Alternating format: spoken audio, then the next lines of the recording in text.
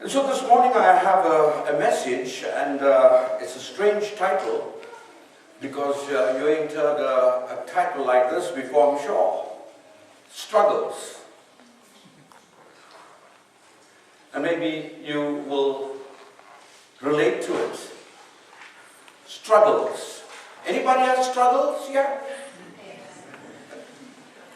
Or should I really say, anybody who doesn't have any struggles? Jesus knows all about our struggles. And that is why the hymn was written, because everybody has struggles. I don't know what your struggles are, but everybody has struggles. Situations that stress, habits that we can't really kick, finances or relationships that seem impossible to fix. How about the story of Oscar?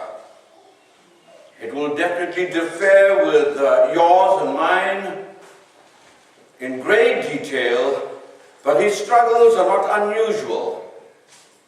We all face the same struggles in various degrees.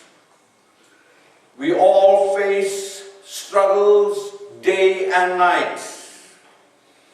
Most of us have struggled with balancing our personal lives with our careers, whilst not all of us have faced debilitating addiction like some film stars and pop stars who struggle with habits and thought patterns that hurt their families and relationships. And so everybody, regardless of their strata in life, have struggles. There's a story in the Bible of a man who may not be foreign to us at first glance, but the Bible describes him as a homeless man, an outcast, terrorized by evil spirits, not in a position where many of us would find ourselves in. But the practical results of this man's life are much more familiar. His finances, as we would know it, were a mess. His relationships were broken. Addictions and unyielding habits surely riddled his life. Issues we all fear and deal with are here in his life story. Let's read the story in Mark chapter 5 from verses 2 to 5. Mark chapter 5 verses 2 to 5.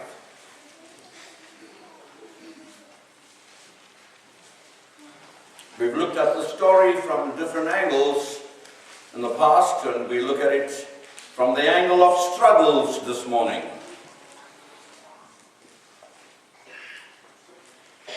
Mark chapter 5 verses 2 to 5. Reading from the New American Standard, it says, "And when he had come out of the boat, immediately a man from the tombs with an unclean spirit met him. And he had his dwelling among the tombs, and no one was able to bind him any more, even with a chain, because he had often been bound with shackles and chains, and the chains had been torn apart by him, and the shackles broken in pieces, and no one was strong enough to subdue him. And constantly, night and day, among the tombs and in the mountains, he was crying out and gashing himself with stones." That's what the Bible says about this man. This morning I want you to think about this man's life. He wouldn't have just woken up one day and just been a homeless man living in a graveyard. We only get a glimpse of his life, a picture of him at the bottom, a broken and a ruined man. But what must have started as maybe as a job loss, a health problem, some addiction, marital strife, or family tragedy, any one of these might have eventually resulted in the state we now find him in the story. We don't know. He has no way to make a living in society, with no social program in place, no food vouchers, no government aid program. He is what we will call a spiritual and moral mess. We don't know what came first, the spiritual problems and evil spirits, or life's bad choices. But like anything else in life, it was likely, folks, a combination of the two. Relationally, we see this man is completely alone. He's abandoned to the graveyard. No friends, no family, no hope. If he was married, the relationship would certainly be in ruin. Any friendships would certainly be stretched and broken beyond all repair. This man had all the struggles of life to the extreme. You would agree with me if I told you he was a broken man. He was a man that needed help desperately. And how much like him we are. You see, the point of the story is not to show how different this man is from everyone else, but to show us this morning how similar we are to him. While few may share the exact details of his life, I believe we all can relate to parts of his mess. We may not all be homeless, but I'm sure many of us struggle with our finances. Many of us struggle with our health. Many of us struggle with relationship problems. We may all have the same addictions he probably had. We certainly all have our favorite bad habits.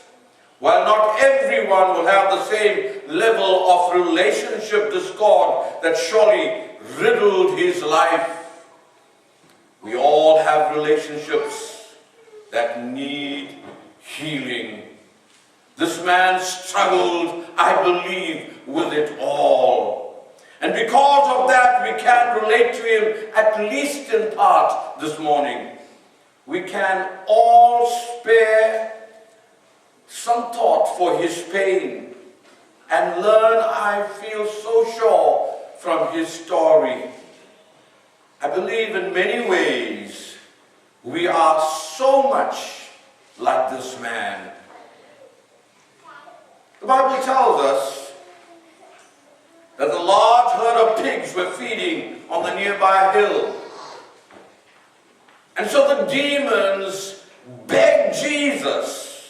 They said, "Send us among the pigs. Allow us to go into them." And so Jesus gave them permission, and the impure spirits came out and went into the pigs. The herd, numbering about 2,000, and rushed down the steep bank and into the lake, and they were all drowned. Those tending the pigs ran off and reported this in the town and the countryside, and the people went out to see what had happened. This must have been a great happening for a lot of people. Can you imagine Jesus here on this countryside, all on his own, and here this great miracle takes place, and those who were taking care of the pigs ran into town to announce what had happened. And a whole lot of people came running to see. When they came to Jesus, what they saw amazed them. They saw the man who had been possessed by a legion of demons sitting there, quite composed, dressed, and in the right mind. And they were afraid. I mean, they were afraid before, but they're still afraid after seeing the miracle. Those who had seen it told the people what had happened to the demon-possessed man, and also told them about the pigs as well. They couldn't leave the story of the pigs out somehow, because this was very precious to them. Then the people began to plead with Jesus to leave their region. That's what the Bible tells us. You would think, after seeing what Jesus had done, they would say, Jesus, we need you in our paths. Jesus, we need you here to rid our place of all these demons and to heal all of us. But they said, Jesus, we want you to get out of here. Strange, isn't it? What would want them? What would really cause them to ask Jesus to leave?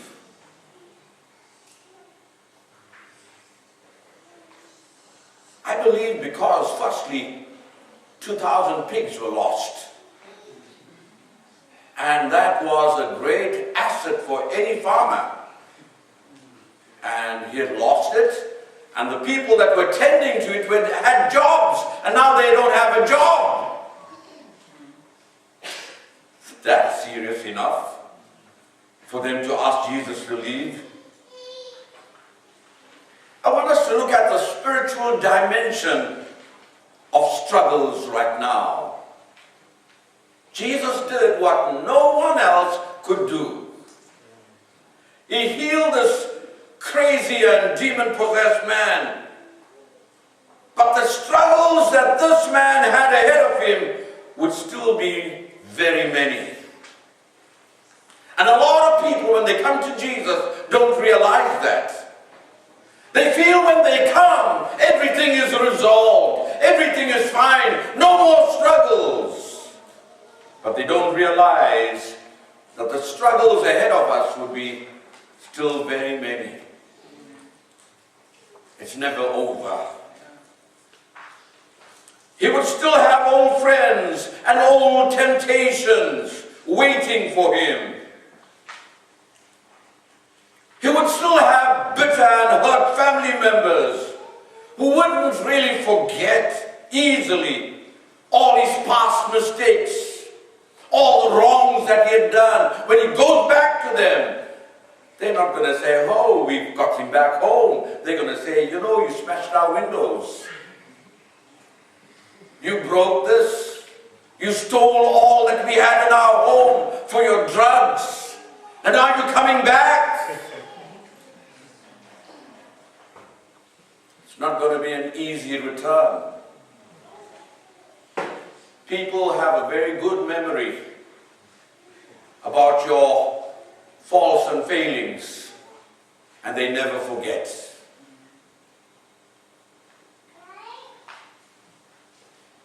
He would have a lot of apologies to make, doubts to overcome, and life to rebuild. It wasn't going to be easy for him. You think they're going to put a garland around him and welcome him back with some biryani and pickles? Oh no! He's definitely done a lot of wrong that caused him to be where he is. But Jesus teaches us one very important thing. Life struggles can never truly be healed without him. Life struggles cannot be truly healed without Jesus. While a long journey still lay ahead of this man, Jesus was the first step. And he is the first step to all our struggles. Amen. While many relationships would have to be rebuilt, I believe Jesus is the first relationship that we need. While many things would still need changing in his life, Jesus gave him the power to make those changes. And so, in our struggles, let's not concentrate on the struggles. Let's not look at all the broken relationships, because Jesus can fix all of that if we can just get our relationship with Him right. While it may seem cheesy or a cliche to say Jesus really is the answer, and most times we love saying that, I don't mean to say that things won't still be complicated and difficult. Yes, Jesus is the answer, but things will still be difficult.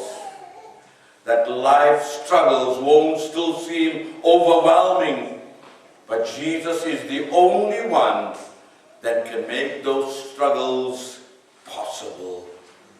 Whatever your struggles are this morning, Jesus is the answer. To struggle means there is a fight, a back and forth, winning and losing.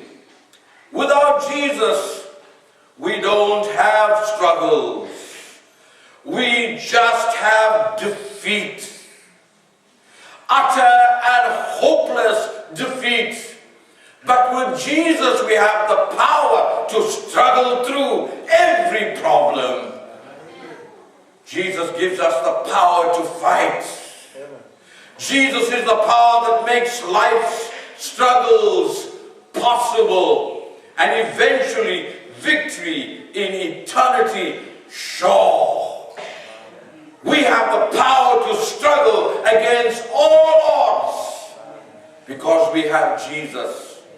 And because of Jesus, we can struggle. Without Jesus, we are failures. And so if you're struggling right now, thank God for Jesus, because He gives you the power to struggle, or else we'll be defeated, totally and completely annihilated by the devil. So what struggles do you face? What struggles do you face this morning? Is it your marriage in trouble? Is school or making friends a daily battle?